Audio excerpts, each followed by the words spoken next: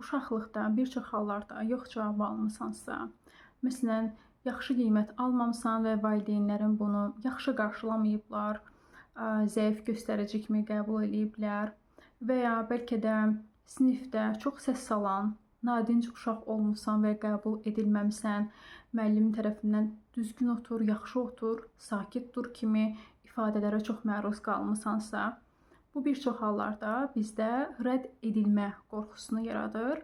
Çünki biz olduğumuz kimi qəbul görülmürük.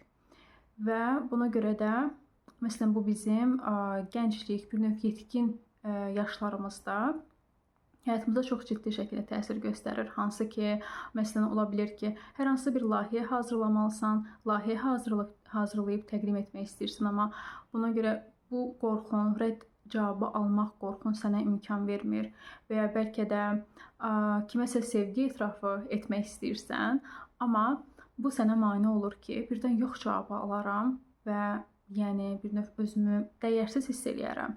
Yəni çünki rədd cavabı almaq bir yerlərdə bizə dəyərsizəm, yetərsizəm kimi, yəni mən belə olmamalıyam kimi bir algı yaradır və dolayısıyla bu baxmanı istədiyim, yəni fərqinə varmağını istədiyim yerlərdir.